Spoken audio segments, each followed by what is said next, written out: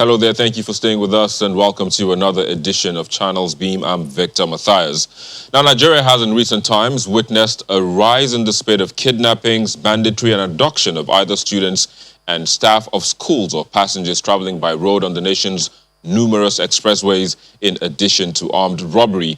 Now, though the federal government has put in place measures to curb these vices, they have become a recurring decimal in the everyday life of the country.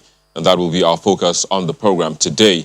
But before we get to all of that, let's first take a look at the trending topics on the social cyberspace in the past week.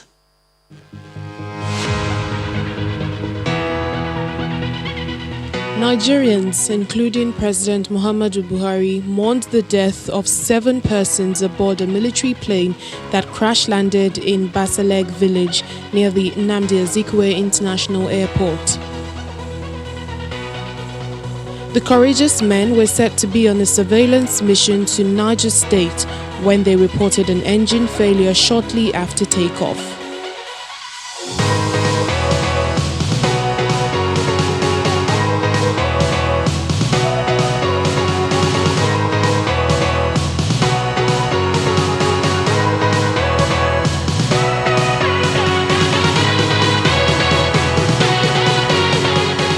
Nigerians expressed worry and surprise over the arrest of former governor of Imo State, Senator Rochas Okorocha, who was alleged to have forced open a building linked to his wife Nkechi, sealed by the Imo State government.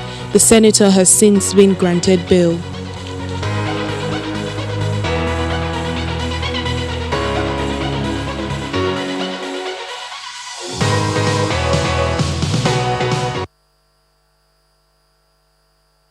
Well, there you go. Those were some of the trends in the past week, but you can be a part of the conversation from wherever you're watching around the world. Just tweet at us at Channels TV, at Channels Beam, at Victor_MBIDI. You can use the hashtag Channels Beam as well as the hashtag Insecurity.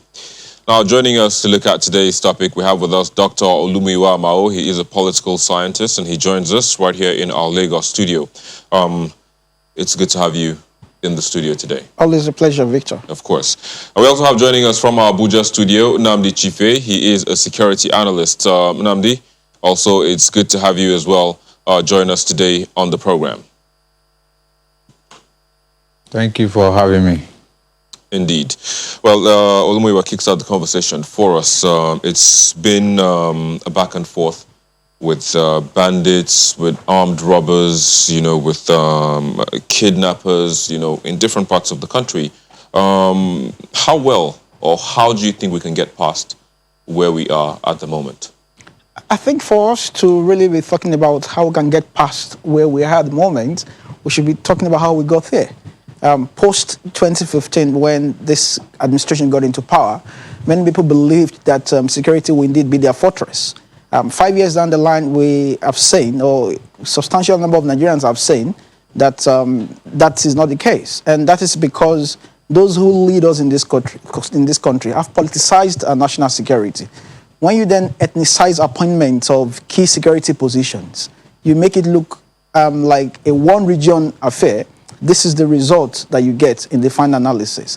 So I think what's led us to where we are now is the fact that those who govern in this country have politicized key appointments, sensitive positions in terms of national security, and it became a free-for-all. And some people from a particular section of the country believe that they're in power, and as such, their voice in court can do and undo. And that's why we are where we are. And until those who lead us take the bull by the horn and do what is right, and de-ethnicize this sensitive appointment, and behave responsibly as statesmen, we're never going to, be off this hook. So I think that's what we should be looking at as a country. When we address that, which is the foundation, the substructure, then we can talk about, getting past the mark or the ugly mark that we going through as a country at the moment. So, when you talk about politicizing or ethnicizing some of the key appointments, like you said, if you look at the charts of where has been most hit in the past, you look at it, you see that the Northwest and the Northeast and the North Central seem to be topping those charts. I'm just trying to deduce from what you said that, ethnicizing and, politicizing those key appointments, maybe it's from a particular region, but that region seems to be on the receiving end of this. Don't you think that's kind of not reflecting? No, the reason is simple. The bulk of the folks committing these atrocities are usually from a certain part of the country, mostly from the north. Those who lead us in terms of our security apparatus in this country are also from the north. And when you ethnicize disappointment, it means that because you are my brother, we come from the same region, the chances are high that if I also do something that is against the law, you have a godfather somewhere above. And then you won't be arrested or you won't be punished. I'll give you a quick example. The Eastern Security Network, which is outlawed, led by the now proscribed leader of IPOB, Nnamdi Kanu, anytime you hear his boys in court wanting to, make a few, bites or noise, the military is always quick to deploy its full armor on them. But when you hear abductions taking place, kidnappings taking place, you hear those who lead us in this country talk about negotiation. But you don't negotiate with the Nnamdi Kanu boys, but you negotiate with bandits, criminal elements who have kidnapped, who have committed crimes against the state. And those who negotiate with them also might not directly be the security executives of the country, but you have people from the north being supported by state governors, state government officials, supporting them and aiding these negotiations. So when you politicize national security and you make all your appointments come from a certain region, you have your boys rising up, take up arms because they know they won't be punished. So I mean, going about talking about rising up to take up arms. One of the key things that has been mentioned in the past week is the Minister of Defense talking about how Nigerians need to stand up, and face this. Let's just pretty much just listen to him, the Minister of Defense, where he talked about how people can actually stand up to the bandits, I beg your pardon, when they arrive. Is it the responsibility of the military alone? It's the responsibility of everybody to keep alert and find safety when necessary. But we shouldn't be cowards. At times, the banditry will only come with about 3 rounds of ammunition. When they fire shot, everybody runs. In our younger days, we stand to fight any aggression coming to us. I don't know why people are running away from mano, things like that. They should stand and let these people know that even the villagers, they have the competence and capability to defend themselves. But our own duty is to ensure no Nigerian is hurt and we're capable of protecting the integrity of this nation. And we will continue to do it even though we are so stretched. This is an issue where probably even in the developed countries, they are still debating on it, whether to continue or not. But I don't advise Nigeria to start using firearms for personal use. Well, there you go. That was the Minister of Defense. But let's go to our Abuja studio where we have Nnamdi Chife, a security analyst, standing by also. Well, Nnamdi, so as it is now, state policing has been made mention of, and also the fact that, well, that was just the Minister of Defense saying that it is not, Nigerians are not yet ripe, or Nigeria is not yet ripe to allow for citizens to carry firearms to defend themselves. So if we're going to go past where we are, especially where Nigerians have to stand up by themselves to these people that are attacking them, how can that be done? Well, I quite frankly disagree with the Minister for Defense, in terms of saying that Nigerians should arm themselves or, take sticks to fight bandits or terrorists. My approach to looking at the insecurity in the Northeast and Northwest is from a pragmatic point of view. I think we need a very thorough review of strategy and how do we deploy the necessary infrastructure to be able to deny the bandits freedom of movement? How do we deny the terrorists freedom of action? How do we stop them from having access to logistics? That brings me to the fact that the military has almost 99% of the security responsibility across the country, especially in the Northeast and Northwest.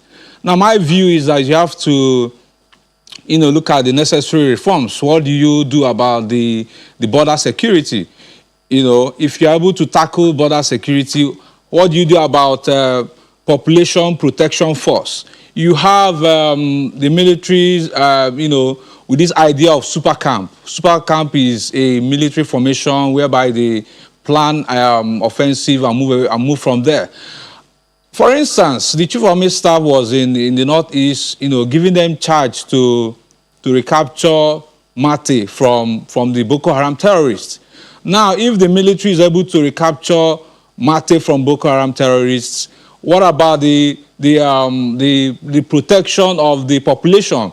What about the follow-on forces? Follow-on forces are, if the military is able to capture these areas and move on to the next objective, what is the local security infrastructure you are putting there? Are you just leaving the citizens to their own fate, or are you designing a plan by the police or the civil defense to be able to provide that local security for the citizens? The idea of police, the state policing is also good, but I'm looking at a hybrid structure whereby the military is on a doctrine of a 247 offensive.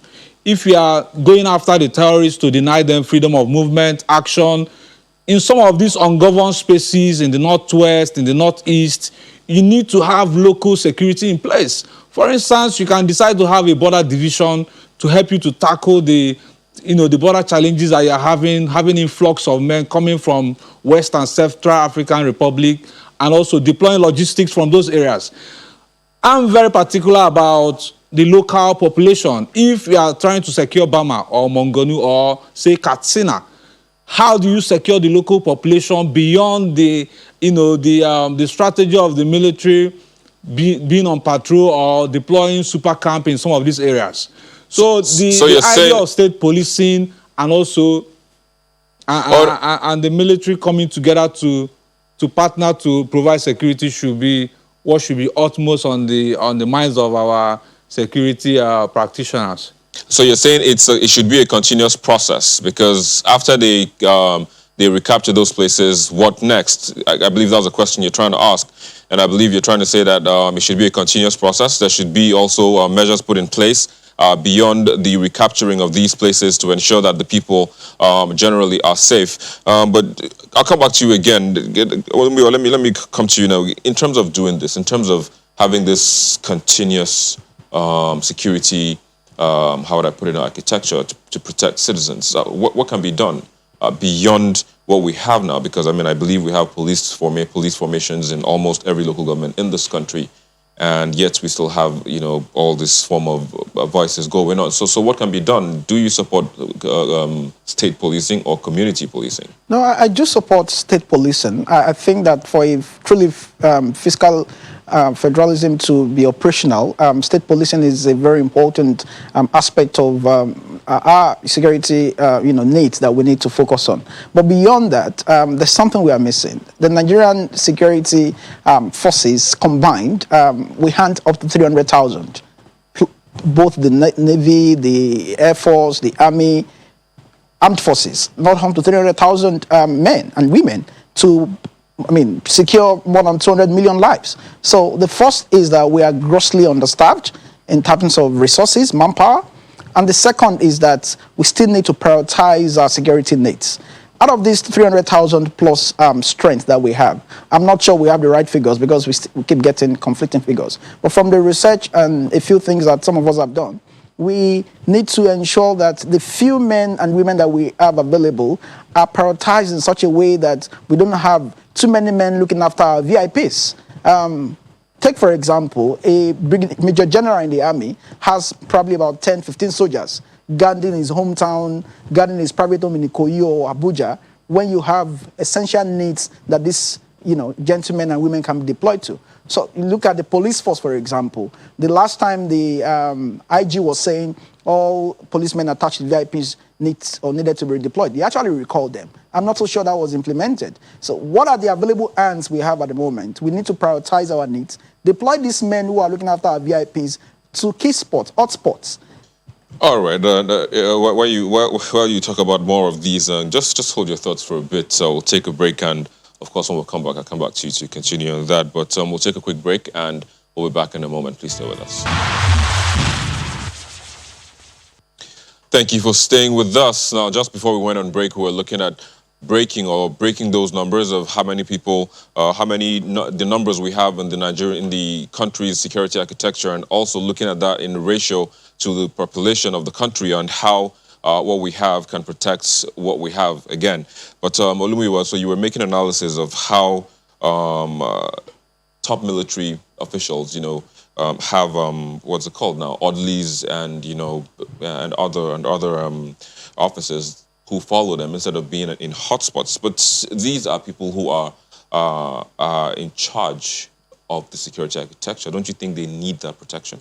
Well, they do need that protection, but I'm not sure they need an average of 10 soldiers guarding their private home wherever it is, and maybe 2 or 3 officers in their village homes or country homes. I don't think a major general needs more than 3, 4 officers. His orderly and maybe 2 more extra soldiers. And I don't think a major general should be so embarrassed with such, office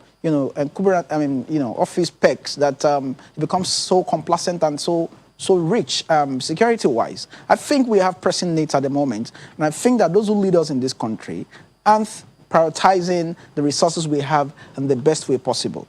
Until we do that, we might still continue to run short of men and women who can actually be useful in the current security threats that we have all over the country. I have talked about the policemen. You will be surprised to find out how many, security protection a council chairman has, for example. What is a council chairman doing with 5, 6 policemen? I mean, of what essence is it?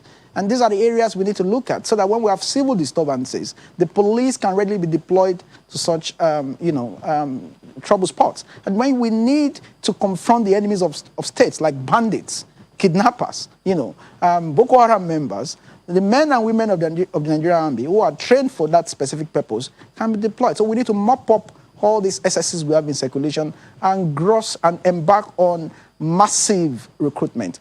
Nigeria. I was just going to go there. I was just going to go Nigeria there. at 200 million people should not have less than 2 million, men and women of the armed forces. Let me send that back to Nnamdi, who is in Abuja studio. Nnamdi, now talking about recruitment, one of the arguments that we've heard now is the fact that some actually join the military, the police, the Air Force, the Navy, and all of that because there are no jobs in the country. So they just want to get in there because there are no jobs now, quote unquote. But if you're talking about recruiting more people, how do you get people motivated to join this architecture to protect the country? Well, for recruitment in the security services, yes, there is what you call underemployment. You see people who don't have what to do, or the political talks of politicians being recommended to join the Nigerian police. In some cases, we have seen it. We have seen police themselves, try to dismiss some officers who had some criminal backgrounds. So if you want to make the force attractive for Nigerians to join, you have to put in place a structure whereby there should be welfare system for the average officer serving in the police force. You need to have insurance scheme for the officers. You need to have decent accommodation. It's only the Nigerian military, the trade services that have what you can call a system or a structure whereby you have this welfare in place. Nigerian military hospital is one of the best. The Nigerian military housing for their staff is also, kind of decent. So, but when you come to the Nigerian police force, it's not so.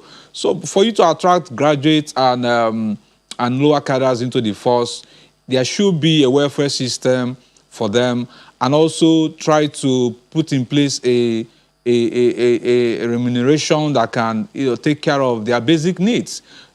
Frankly, if you call for recruitment into the Nigerian police force and go to various camps in the NYSC, you'll find Nigerians who want to join. But what is this? What are they going to? What is the you know, the welfare in place for them in case they die in battle or they suffer some disability. So I think that comprehensive security reform is lacking in Nigeria until you have a system whereby you can have a contract system whereby people, graduates who in psychology, criminology, you know, political science, people who can join the service for say 15 to 20 years, motivate them to join the force, as is being done in America. In the American system, you have all kinds of people, PhDs, serving as constables, or people that has fought in, who are veterans, serving in the force. Yeah. It boils down to how do you reform your security services to respond to the population. If you have a decent, sizable number of graduates who are motivated to join the force, you discover that the interaction between the populace and the police force will gradually increase. Because all right, let's hope that happens. Let's hope that happens soon, Namdi. Let's also hope that reform that you're calling for will also be implemented sooner rather than later. But I have to say thank you for being part of the program today and sharing your thoughts. All right. You're welcome. Well, so as he was making mention of all the people that, you know, can join, he made mention of political scientists, and I was thinking, we have one with us in the building. Maybe you would sign up for the next recruitment process. I don't know. I'm not pushing you. I'm just asking. But, you know, while you ponder upon that, I'd have to say thank you as well, Olumuyiwa, political scientist, PhD holder, of course, for joining us on the program and sharing your thoughts. Thank you for having me. Of course. Well, let's now take a look at the most viewed videos on our YouTube channel in the past week.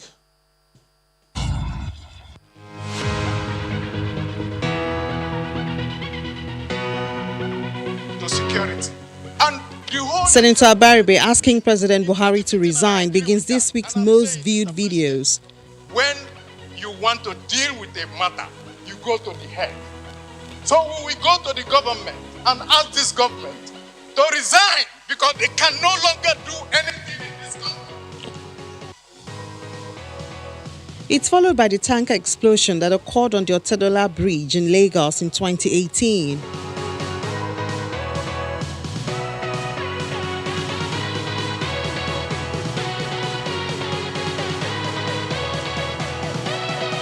I see the cow. Third sees Ogun residents narrating their ordeal in the hands of killer herdsmen. The Malam come. Instead of the Malam to come, he only run to me and machete me. If not because of this hand that I used to defend, this my head, wanted to break it. See the sign.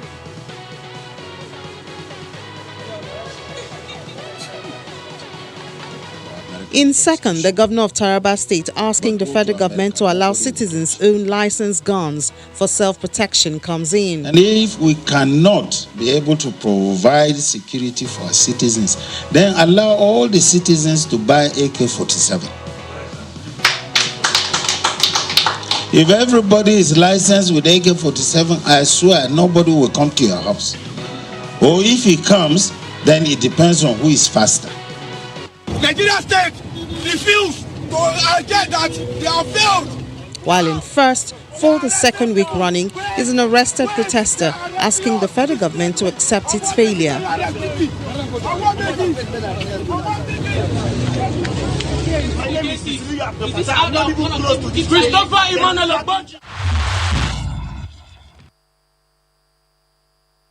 And there you go. Those were the most viewed videos on our YouTube channel in the past week. And also that's where we'll wrap it up on the show today.